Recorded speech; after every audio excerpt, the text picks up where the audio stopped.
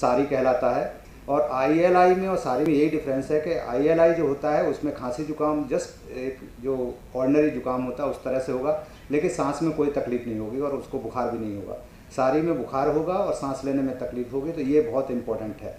तो ये distinguish feature होते हैं और ये फीवर क्लिनिक में जाकर के वो अपने सारी वाले क्राइटेरिया में जो आते हैं, तो फीवर क्लिनिक इसलिए बनाई गई है कि जिसमें इसमें ये माना जा सकता है कि जो ILI है उसमें यहाँ तक ही इन्फेक्शन है, ऊपर अपर रेस्पिरेटरी ट्रैक्ट इन्फेक्शन होता है, वो किसी कारण से हो सकता है, बहुत सारे कोरोना वायरस होते हैं या बैक्टीरिया होते हैं उनकी वजह से हो सकता है।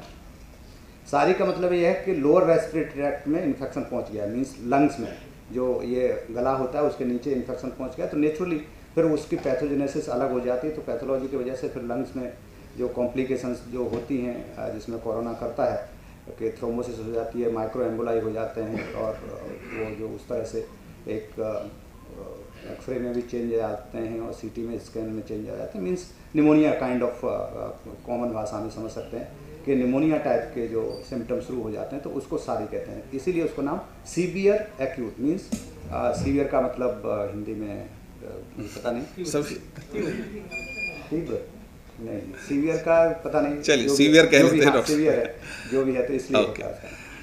सो अब तक मुझे एतराज़ नहीं है, बट फैसला वो आप लोग का है कि आप ऐसा करना चाहते हैं कि अंत में अपनी बात पूछना चाहते हैं। Just take that. सो इस प्रेजेंटेशन में जितना भी डेटा हमने यूज़ किया हुआ है वो 31 जुलाई तक का डेटा है। कल हमने उसको तैयार किया था, आज आपके सामने रख रहे हैं। थोड़ा बहुत एक दिन के कारण जो फ़र्क है वो उसमें होगा।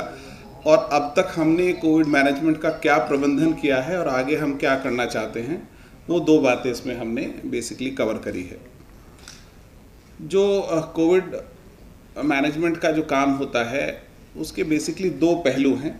एक कंटेजियन का स्प्रेड को रोकना, और दूसरा अगर किसी को इन्फेक्शन हो ही जाए तो ये इंश्योर करना कि उसका इलाज हो जाए और कोई जान इस कारण से ना जाए। तो 2 उद्देश्यों पे काम होता है, स्प्रेड को रोकें और अगर हो जाए तो हम उसका इलाज कर सकें।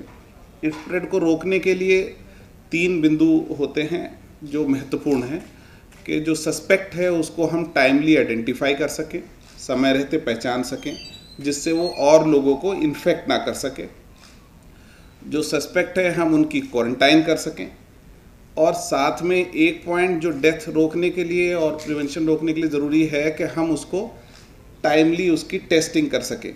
हमारा 4 महीने का अनुभव ये कहता है कि अगर जो केसेस को हम समय रहते पहचान पाते हैं उसमें उनके सर्वाइवल के चांसेस लगभग 100% होते हैं, और अगर केस लेट होता है तो उसको मैनेज करने में डॉक्टर्स को दिक्कत आती है।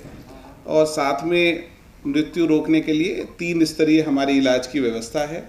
कोविड केयर सेंटर, DCHC और DCH, 3 लेवल के उसके इलाज की व्यवस्था। तो अब तक हमारे कुल मिला के जो कोविड मैनेजमेंट के एफर्ट्स हैं उसकी समरी, उसका सार इस स्लाइड में है। इसको करने के लिए हमने